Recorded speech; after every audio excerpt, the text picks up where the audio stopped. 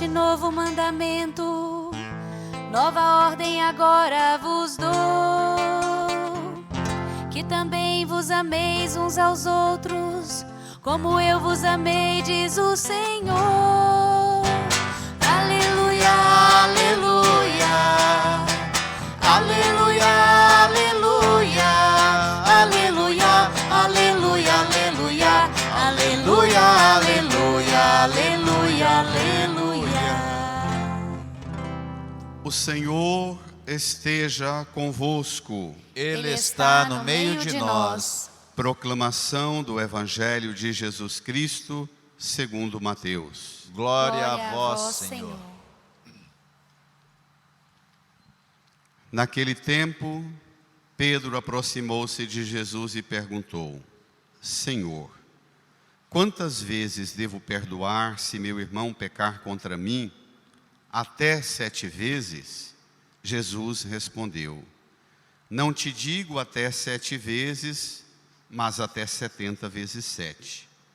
Porque o reino dos céus é como um rei que resolveu acertar as contas com seus empregados. Quando começou o acerto, levaram-lhe um que lhe devia uma enorme fortuna.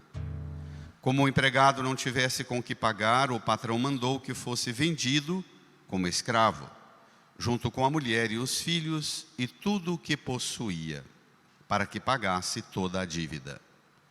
O empregado, porém, caiu aos pés do patrão e, prostrado, suplicava: Dá-me um prazo, e eu te pagarei tudo.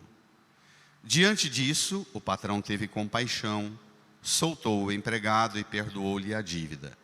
Ao sair dali, aquele empregado encontrou um dos seus companheiros que lhe devia apenas 100 moedas. Ele o agarrou e começou a sufocá-lo, dizendo: Paga o que me deves. O companheiro, caindo aos seus pés, suplicava: Dá-me um prazo, e eu te pagarei. Mas o empregado não quis saber disso, saiu e mandou jogá-lo na prisão, até que pagasse o que devia. Vendo o que havia acontecido, os outros empregados ficaram muito tristes, procuraram o patrão e lhe contaram tudo. Então o patrão mandou chamá-lo e lhe disse: Empregado perverso, eu te perdoei toda a tua dívida, porque tu me suplicaste. Não devias tu também ter compaixão do teu companheiro, como eu tive compaixão de ti? O patrão indignou-se e mandou entregar aquele empregado aos torturadores, até que pagasse toda a sua dívida. É assim que o meu Pai que está nos céus fará convosco, se cada um não perdoar de coração ao seu irmão. Palavra da salvação. Glória a vós, Senhor. Aleluia, aleluia, aleluia, aleluia, aleluia, aleluia, aleluia, aleluia, aleluia, aleluia. Sentados, nos recolhamos num tempo em oração, no silêncio. Supliquemos ao Divino Espírito Santo o auxílio necessário para que compreendamos essa palavra e sejamos transformados por ela. Rezemos.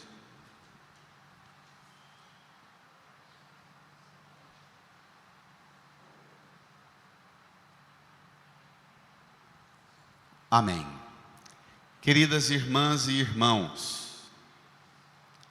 estamos por esses domingos caminhando com Jesus, que no Evangelho de Mateus dirige aos discípulos uma série de ensinos. Apresenta Jesus os critérios para a vida cristã, o modo de ser do cristão no mundo. Domingo passado, Jesus ensinou como corrigir o irmão. Individualmente, a sós com ele, na presença de 2 ou 3 testemunhas se ele não mudar, diante da igreja se ele não mudar. Esta era a forma de corrigir o irmão na falta dele. Hoje, Pedro aproxima-se de Jesus e trata do tema do perdão.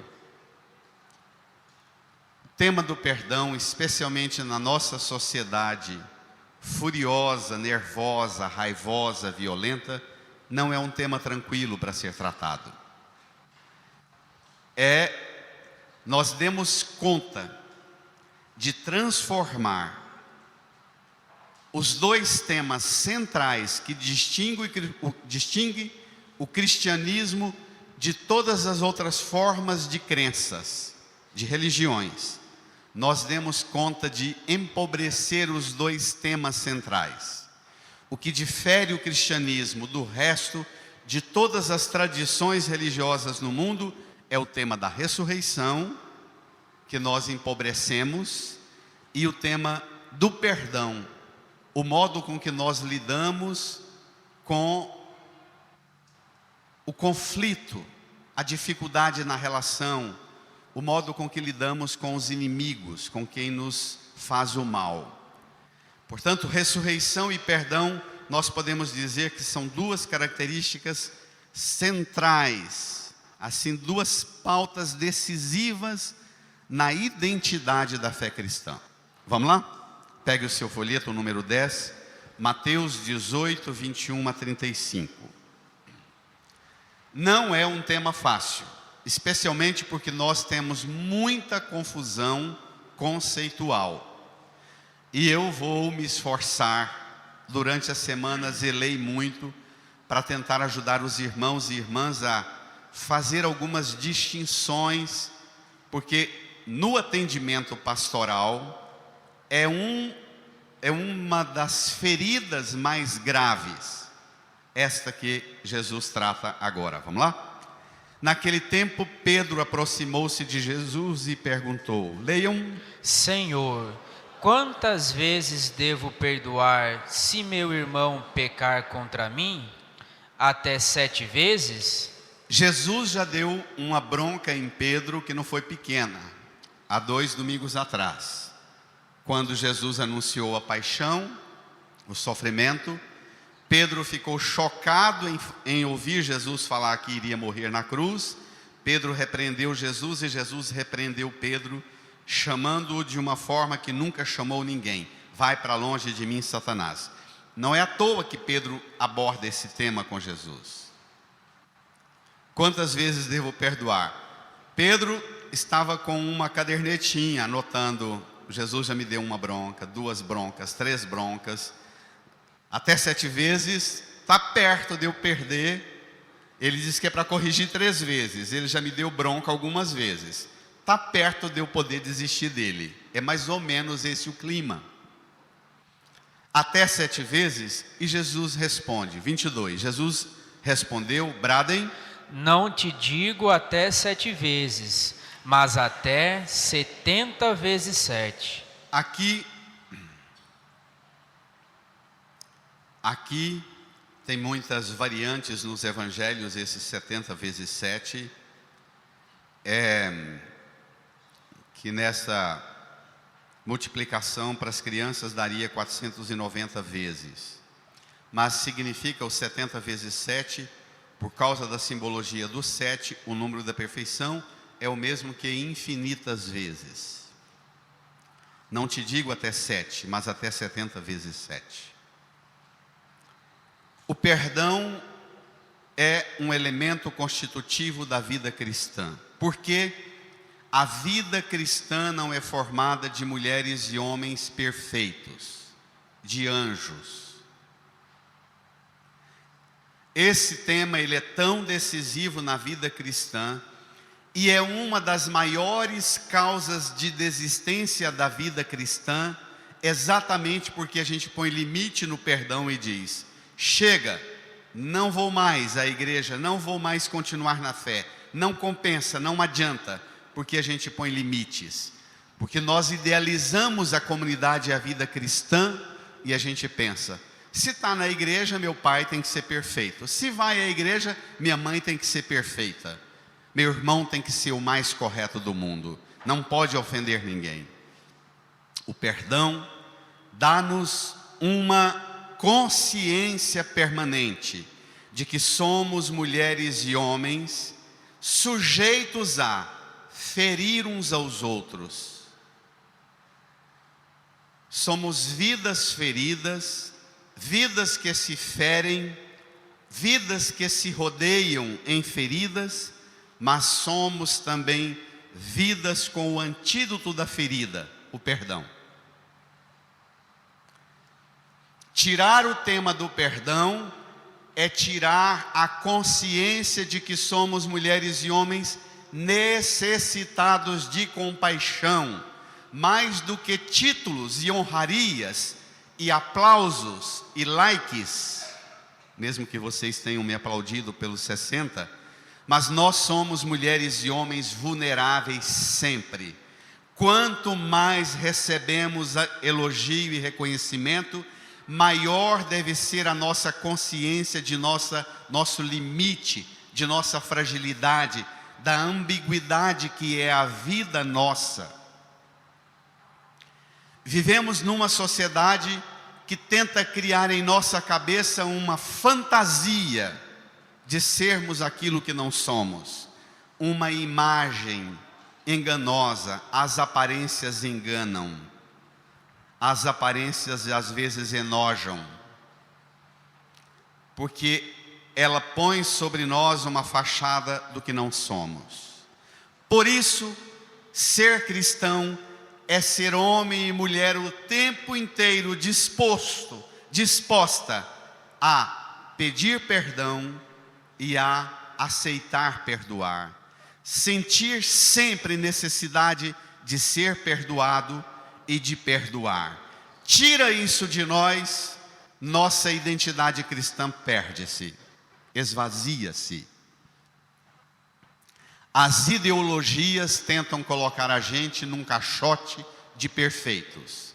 Nós que seguimos essa corrente ideológica, esse estilo de vida cristã, somos os perfeitos.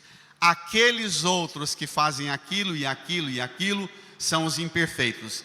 E nós seremos os perfeitos de verdade quando eliminarmos os outros que são diferentes de nós.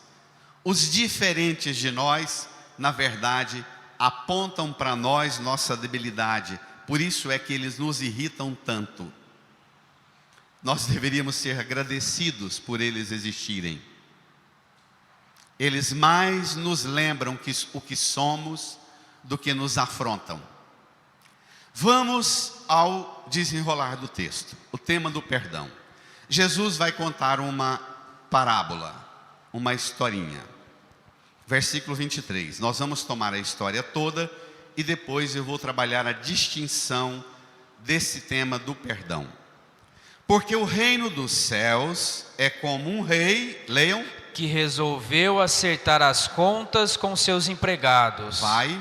Quando começou o acerto, levaram-lhe um que lhe devia uma enorme fortuna. Este tema, levaram-lhe um que devia-lhe uma enorme fortuna, significa a situação do homem diante de Deus. Diante de Deus nós somos sempre mulheres e homens que devemos uma enorme fortuna e não damos conta de pagar. Sempre. Continua. Como o empregado não tivesse com que pagar, o patrão mandou que fosse vendido como escravo, junto com a mulher e os filhos, e tudo o que possuía, para que pagasse a dívida. Espere lá. A dívida é um elemento constitutivo da sociedade com o advento do comércio, das tribos comerciais do Oriente. O código de honra das tribos comerciais era: você paga o que você deve, ou eu tenho o direito de arrancar-te e arrancar tudo de você, sua liberdade, sua família, seus filhos, e transformar tudo em crédito para pagar a dívida. Esse é o código de honra das tribos comerciais do Oriente. Versículo 26, a reação do empregado. O empregado, porém, caiu aos pés do patrão e prostrado suplicava: brada. Dai-me um prazo e eu te pagarei tudo. Ele não pede para cancelar a dívida, ele pede um prazo. 27. Diante disso, o patrão teve compaixão, soltou o empregado e perdoou-lhe a dívida. Quer dizer, o patrão fez por ele mais do que o que ele pediu. Ele pediu prazo e o patrão perdoou-lhe toda a dívida, uma enorme fortuna. Aqui propriamente entra agora a distinção.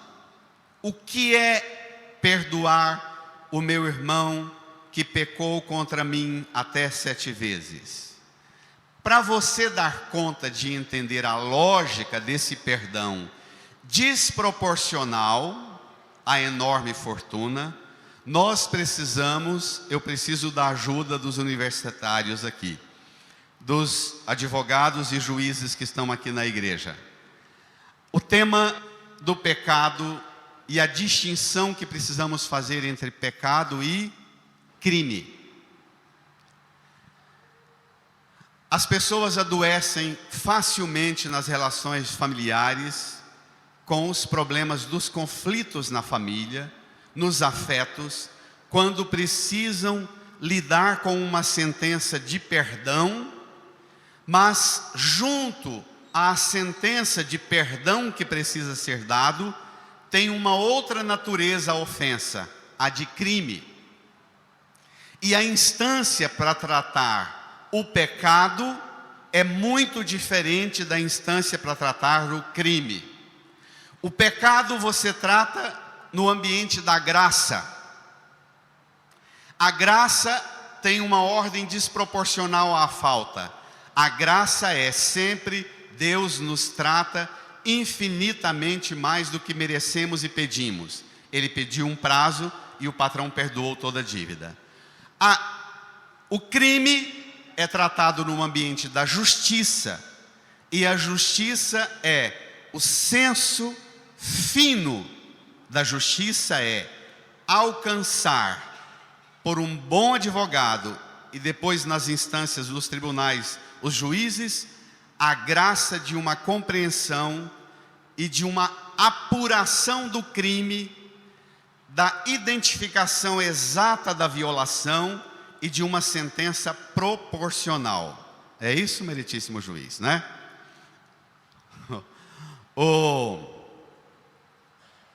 E quando você mistura o que é crime com o que é pecado, vira um balaio de gato à sua cabeça.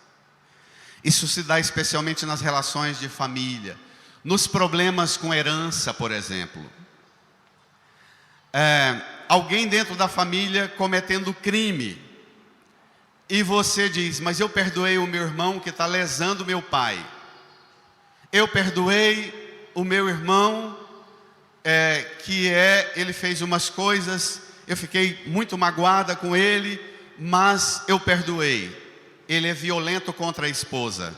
Você não tem material para zerar a dívida do seu irmão que é violento contra a esposa dele, porque isso não se resolve no tribunal da cruz, se resolve no tribunal da justiça. Meu irmão resolveu reivindicar para ele parte da herança que ele não tem direito. É pecado eu ir à justiça contra ele? Não, é obrigação sua. É obrigação sua dizer a ele: irmão, eu discordo de você, mas eu não tenho condições de dar a exata sentença dos bens que nós temos que dividir. Nós vamos recorrer ao tribunal, o que o juiz disser, nós vamos acolher, porque para mim o bem maior é, no final da divisão dos bens, eu quero te dar um abraço e dizer a você que você, independente da sentença, continua sendo meu irmão. Distinguir estas áreas do afeto, do pecado e do crime é fundamental. Senão, assim, de cada 10 que entra no confessionário para tratar esse tipo de ferida e de problema, 10 entra com essas feridas porque fazem confusão com esse tema. Mistura tudo. Pecado é a graça que cura e a graça tem sentença desproporcional. Crime é a justiça que trata e a sentença da justiça é a proporção. Tá claro? Então, daqui para frente, você vai ter que zelar e pedir ao Divino Espírito Santo para ajudar você a identificar se suas feridas que você traz com você, ou as feridas que os outros dizem que você provocou nos outros, ou as feridas que você diz que os outros provocaram em você, você vai ter que pedir ao Espírito Santo a graça do discernimento para saber se essa ferida está no campo do pecado, que você tem em Jesus Cristo força para dar o perdão, ou se essa ferida está no campo do crime, que não compete a você. Pode pegar pesado? A gente escuta muito os pedagogos dizerem assim: os pais estragam os filhos. A criança se torna um comportamento agressivo, violento, quebra as coisas, culpa os outros irmãos. Cada vez que tem um estrago, quebra uma coisa, estraga uma coisa, a criança desenvolve uma arte de fazer um drama e começar a chorar para simular uma cena de arrependimento. Papai e a mamãe ajoelham e diz: benzinho, não foi nada. É aí que o papai e a mamãe desgraça o senso de compreensão de responsabilidade da criança.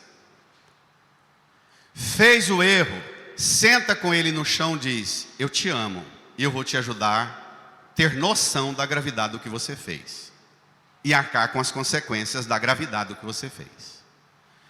Porque pecado tem perdão, mas crime tem consequências. E é preciso reparar a falta, porque tem lesado no crime. Você precisa ir ao seu irmão. Tem muitos elementos incomuns no raciocínio e na lógica jurídica e na lógica da teologia da graça. Porque o pecado, no final da confissão, o padre dá a penitência, não é? Que é mais ou menos o mesmo raciocínio. Vá reparar as consequências da sua falta. Mas vamos ao texto, porque ele é mais ilustrador do que a realidade da vida nossa. Vamos lá? Quando ele recebe do patrão a graça do perdão de toda dívida, é a graça extraordinária. Como é bom ser perdoado. Será? Versículo 28. Ao sair dali, leiam. Aquele empregado encontrou um dos seus companheiros, que lhe devia apenas 100 moedas. Ele o agarrou e começou a sufocá-lo, dizendo: paga o que me deves. O companheiro, caindo aos seus pés, suplicava: firma, dá-me um prazo e eu te pagarei. Espere lá. O pedido dele corresponde literalmente ao pedido do que está agarrando e sufocando o seu pescoço quando falou com o rei, com o patrão. Disse a mesma coisa: dá-me um prazo e eu te pagarei. Agora ele ouve de um que lhe deve apenas 100 moedas. Ele devia uma enorme fortuna. Encontra um que lhe deve apenas 100 moedas. Uma moeda correspondia ao salário de uma diária do trabalho rural. Mais ou menos um dia de trabalho no campo era uma moeda. Seriam cerca de 100 dias de trabalho no campo. Pronto. Qual é a reação? Versículo 30. Mas o empregado não quis saber disso. Leiam. Saiu e mandou jogá-lo na prisão, até que pagasse o que devia. Pronto. A proporção e a desproporção. É muito bacana a sequência.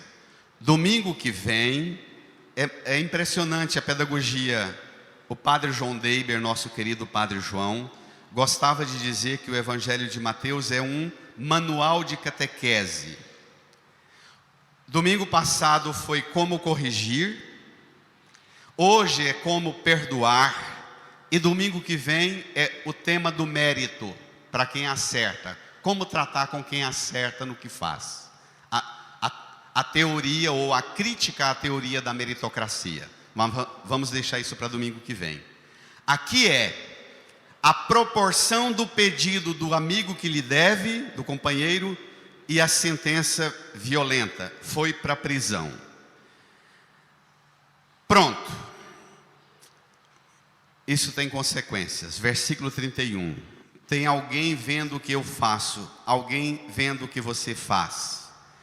Isto edifica ou isso estraga dramaticamente o resto da vida de quem te vê? Versículo 31. Leiam, vendo o que havia acontecido, os outros empregados ficaram muito tristes, procuraram o patrão e lhe contaram tudo. Hoje de manhã, o Robson, um irmão nosso aqui na paróquia, falou: padre, eu queria tanto na hora da homilia que tivesse um ponto no ouvido do senhor para eu dizer, dar um exemplo que eu trago agora. Maravilhoso, na hora do almoço ele me disse isso. O quanto nós devemos ficar indignados com a falta, com aquilo que é errado, com a falta de compaixão no mundo. Quanto nós devemos reagir, e essa indignação tem que fazer a gente ir atrás de uma aplicação de justiça. E o Robson citava um exemplo maravilhoso.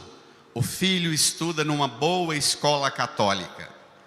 A escola organizou rigorosamente o acesso para os pais levarem os filhos para a aula. Ele tem o rigor de levantar sempre mais cedo e levar o filho para que o trânsito esteja tranquilo. Quando por algum motivo ele atrasa um pouco, o filho sempre fala: pai, por que você não vai na fila dupla? Todo mundo vai. E ele dizia para mim: padre, o dia que eu ceder, o que adianta eu colocar meu filho na melhor escola, querendo que a escola dê o melhor senso ético, e eu descumpro o senso ético que ele aprende dentro da sala de aula? Que adianta? Ele vai ver em mim exatamente um instrumento, ou para ter raiva de mim, que obrigo-o a estudar o que ele não gosta, porque no fundo ele sabe que era muito melhor ser igual a mim, um desrespeitador da lei. Olha o alcance, gente. Então, as atitudes nossas têm consequências dramáticas. E às vezes, toda manhã, levando o filho para a escola, a paciência no trânsito e o modo de cumprir a norma para deixar na porta da escola vai decidir o senso ético para o resto da vida do filho.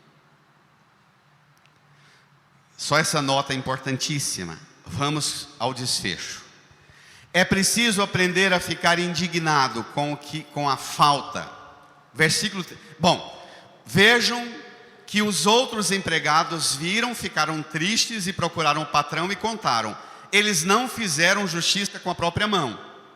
Levaram uma questão para quem de direito competia decidir. Ele que tinha aplicado uma sentença de perdão. Há um que recebeu, mas não aprendeu. Versículo 32. Juntos. Então, o patrão mandou chamá-lo e lhe disse: empregado perverso, eu te perdoei toda a tua dívida, porque tu me suplicastes. Não devias tu também ter compaixão do teu companheiro, como eu tive compaixão de ti? O patrão indignou-se e mandou entregar aquele empregado aos torturadores até que pagasse toda a sua dívida. A sentença agora é assustadora e difícil de sair dela. É assim que meu Pai que está nos céus fará convosco, se cada um não perdoar de coração ao seu irmão. Pronto. Compaixão é o remédio para o pecado. Justiça é o remédio para o crime. Ao crime se trata não fazendo cena religiosa. É muito comum na sociedade do espetáculo de mídia de hoje, a gente cometer crime e querer acobertar o crime com a fachada da piedade religiosa, que mais acentua a gravidade de nossa falta, porque a gente quer resolver no ambiente da fé o que precisamos pagar no ambiente da justiça. Tá claro? Está entendendo por que nós estamos na situação que estamos, no Brasil e no mundo? Irmã, irmão, perdão é atitude espiritual. Perdão é uma atitude vivida em profundidade a longo prazo. Perdão não é um ato, mas é um hábito que educa a mim e a pessoa que eu perdoo a ir à fonte do amor que eu ofereço e desejar beber nessa fonte.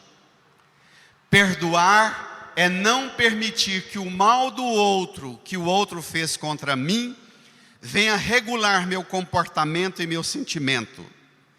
Perdoar é não permitir ser configurado pelo mal do outro, senão configurado por Deus. Por isso, a figura tipo, o emblema permanente, insuperável de perdão, é Jesus na cruz. Na quinta-feira santa, daqui um pouco a gente vai recordar aqui no altar, o que vai acontecer na sexta-feira na cruz. Tomai todos e bebei, este é o cálice do meu sangue, o sangue da nova e eterna aliança, que será derramado por vós e por todos, para a remissão dos pecados. Você pode chamar, e aqui eu vou apelar, é duro o que eu vou dizer. Você pode chamar, como eu tive a graça, e tenho a graça, de experimentar o testemunho nobre de raros pais, mas na maioria das vezes as mães. Descobre que o filho cometeu um crime grave. Chega no filho, sofre, chora, reclama, lamenta, mas abraça-o. E diz: eu te perdoo, mas eu vou com você na delegacia e você vai se entregar. E eu estarei com você durante o tempo que você estiver preso. Serei sua mãe e você pagará pelo que você fez. Isso é amor e isso é perdão. Tá claro? Se em qualquer processo você é tentado a dissuadir o seu filho de arcar com as consequências da falta dele, escondendo ou pagando um bom advogado que esconda, não só seu filho arcará com as consequências da falta dele, mas você também pagará gravemente pelo pecado dele. Está claro? A nossa sociedade tem uma noção equivocada do amor.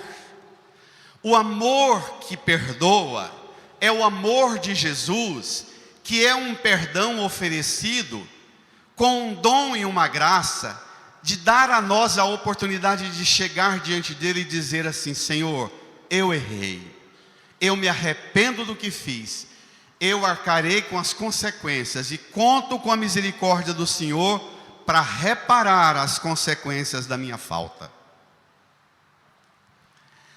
O amor, para ser amor, leva o perdoado à tomada de consciência da gravidade da falta e a disposição e a liberdade para pagar o preço da sua responsabilidade. Perdoar, repito, não é um ato, mas é um hábito, é um ritmo de vida, é um modo ético. Perdoar não é rebaixar-se para o ofensor, não é colocar-se abaixo de quem te ofende, mas é colocar-se acima de si mesma, de si mesmo, dos instintos mais raivosos e enganosos, e dizer: eu não posso permitir que você me trate assim, eu te perdoo, mas eu exijo que você tenha mudanças radicais no modo de respeitar e lidar com os outros.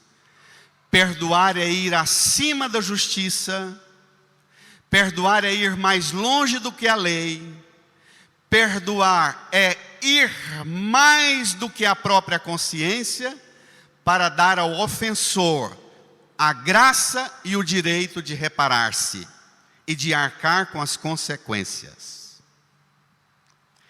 Perdoar soa estranho, porque perdoar diz: ser ético para nós é pouco. O amor é mais do que a justiça. O amor ajuda o outro a ser ético e a ser justo, mas o amor leva o outro, além de ser justo e ser ético, leva-o a ser salvo. É mais? Infinitamente mais. Por isso é que é estranho o perdão. Por isso é que é desconfortável perdoar. Porque é dar ao outro a graça de ficar diante de Deus e rezar com você: Pai, perdoai-nos as nossas ofensas, assim como nós perdoamos a quem nos tem ofendido. Perdoar, olhe para a cruz. Perdoar é dar o governo para o amor de Deus que te habita, e não para a ofensa do outro que te ofende. Não dar para o que te ofende o direito de dominar você pelo medo e pela violência. Perdoar é não dar o governo para a ferida, a mágoa, o rancor, o ressentimento. Estabelecer uma feridocracia na sua alma. Pois o perdão inaugura em você a graça, estranha graça, de ser livre diante do grito, diante da própria falta, a coragem de dizer errei e pedir perdão e dizer ao outro: você errou e eu te perdoo e te ajudarei. Ser justo, ser ético, mas quero mais do que justiça e ética, quero salvação para você. É isto que Jesus grita do alto da cruz: Pai, perdoa-lhes, não sabem o que fazem.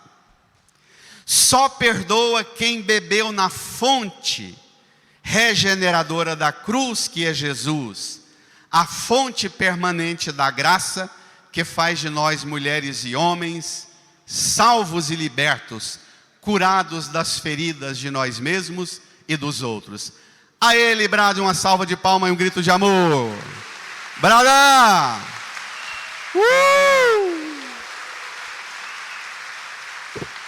Brada!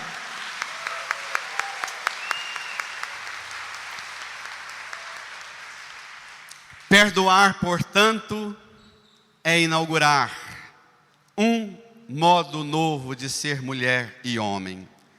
Bento XVI diz que nós estragamos o conceito da pessoa humana. A gente diz, cúmplice ao erro do outro, diz: errar é humano. Diz Bento: não, errar é desumano e desumaniza. Perdoar é que é humano. Perdoar é que devolve-nos a imagem e semelhança do que nós somos. Mulheres e homens desbloqueados pelo poder da ferida, do trauma, da mágoa, do ressentimento, e abertos ao fluxo do amor que jorra para o eterno. Amém. Brada! Brada! Brada!